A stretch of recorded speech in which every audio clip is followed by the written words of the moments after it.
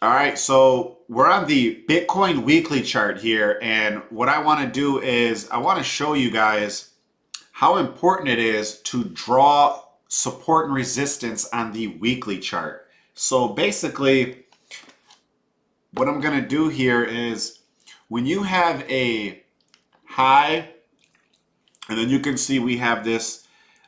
Basically, it came back into this area here, and the way I like to draw support and resistance is I typically like to draw a zone. Now we can't always do that, but for this scenario, we can take this tool here and we can draw and we can mark out these bodies, and then we can also bring it down to these wicks here, and that's typically how I like to draw support and resistance zones. So I like to find a body, and then I like to go to a wick because you don't always hit that exact price to the money, but as long as you're within that area, that's great. Now we can bring that forward, and here, let's just bring that to here, and then I'm going to take this and I'm going to extend it to the right for the future. Then we're going to take the ray and we're going to mark this top and we're going to mark this top. Now we don't know if this price action is going to continue dropping or if we're going to break out and continue to the upside. So these are the most important lines on your weekly chart. And we're going to see how this plays out and how we can use these lines in the future. So we can hit play now and we can see these candles develop. We're going to speed this up a little bit. And you can see we're starting to break that upper trend line. And what we would want to do is you would want to see, you could also mark this out. So we have, I would like to use personally this body, but even if you use these upper ones, it's not wrong. And then we go to that top wick. So let's just do that. We could even go to these bodies here and this. So now we have this zone as well that we can mark out. Prior to us playing that, we could have marked this top zone out as well. And we're just going to play that here because we know that's some resistance as well as this red line. And you can see we're starting to try and break above that. And we just took out our highs. And you can see that we broke back down and we're starting to hold this red line as support. And you could also go down to the smaller time frames to basically see if, is there anything in the short term I can take and jump in, maybe just hold for an hour or two and just kind of catch a little small piece of the pie. If that's something you like to do, you can use these higher levels for that. And you can see here that we did have a bounce off of that line, and now we're starting to break that line. And I would expect once you break support, that's going to flip into resistance. So I would be expecting this to be resistance on this candle. And let's see how this plays out. You see we broke down. Now we're trying to break back up. And we want to see that candle close above. You see how that candle did not close above that line? You got to wait for them closes, because if you don't wait for the candle close, then you could get a false breakout. And you see how we broke out here, and then we pushed up and we came and confirmed that and we pushed up. And then you could trail your stop or whatever, but this you would have broke down. So it wouldn't have been that profitable of a trade. However, you see we came up and this confirmed as resistance. So now we're not looking to get long. We're looking for a short, or we're just out of the market right now. And then you can see this is pushing back up. Another candle closed as rejection. We're trying to push back up again. Another week failed. We finally got that push, and we broke through. Okay. Now let's see if we can retest that and hold that as support. You want to wait for that candle to close. We closed right here. It closed on the line. That would be a good entry. And then you can use this with the smaller time frames.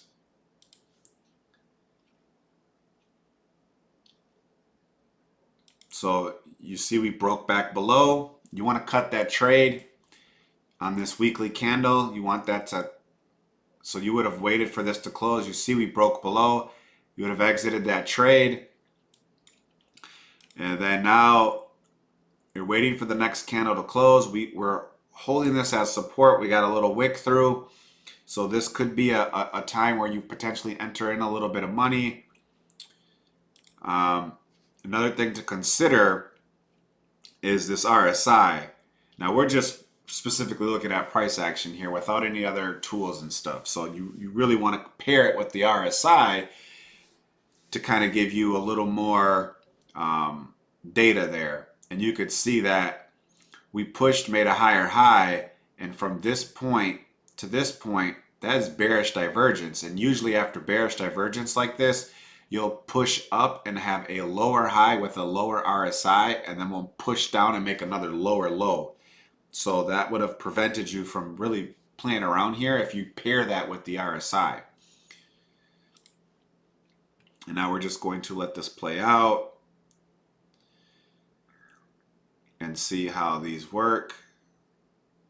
And here's another thing. Now that we've got this point, you could start to draw more lines. So you could take this point here and kind of just draw this out and start to add additional support and resistance levels. And you can kind of see we have this here kind of lines up with what we got going on here. So now you can add additional levels as price moves. And then we can see how we can use them in the future.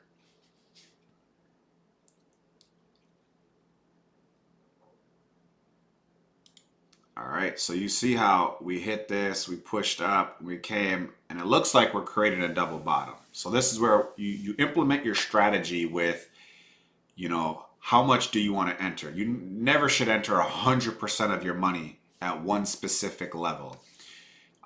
You should have some type of strategy, whether that's 60%, then you enter 40, or you do 40, 60, or you want to do, you know, 30, 30, 40. You want 3 levels. You got to figure that out yourself, what you feel comfortable with. So we're holding this level here. And we're starting to push. We're getting our push. Okay. So we're starting to get this push up, and that looks fine. However, the next week candle broke below this zone. Where did it go to? It came straight to this trend line. This trend line that we drew once we created this bottom and we started to push up. So on the weekly close, you would have seen that and been like, oh, this is a good entry. I'll enter some of my money. So we entered some of our money on this line. And the following week, we're starting to push off from that line. That's our support. And you see this candle closed back at the line, which is not the greatest sign. It's kind of some indecisive. Market doesn't know what it wants to do. Then the next candle closed a nice doji candle here on the line.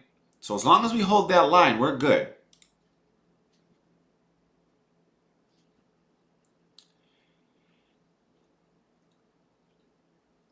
And these moves typically take months to play out. So we're just holding sideways. And you see we're pushing up. You see that? Magnificent.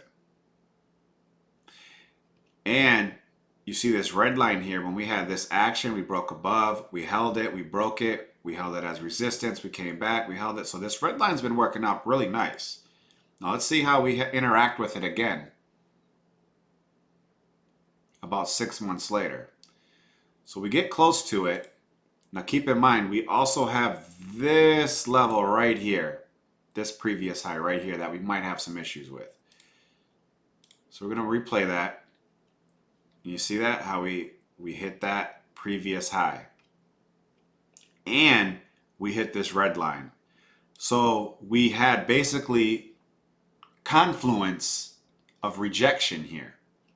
And then we pushed down and hit real close to the top of this before breaking out with a large bullish engulfing candle that broke out above this level and then pushed us into our next resistance zone.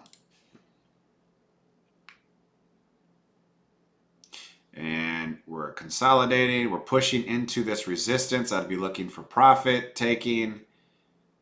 We got real close to the top of that. You really want to see a candle break through that.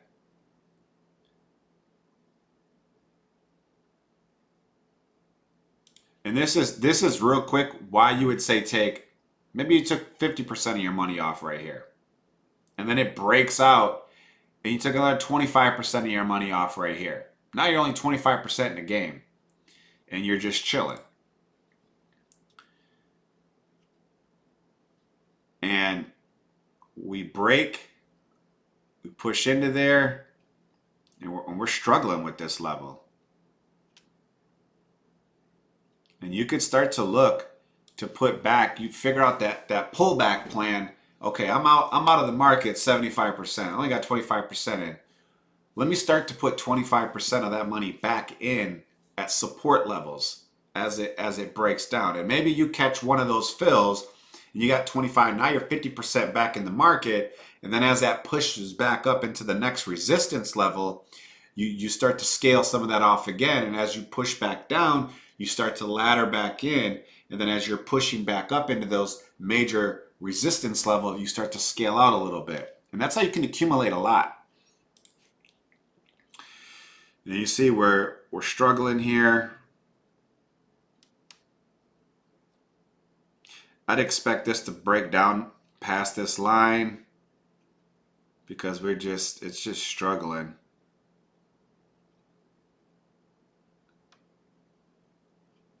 And yeah, I mean, that's pretty much where we're at today. So that really just shows you how very important it is to draw these levels way back when you have them, because they play out significantly. And as things develop, you can see that we made this here, boom, that pretty much marked the bottom for us.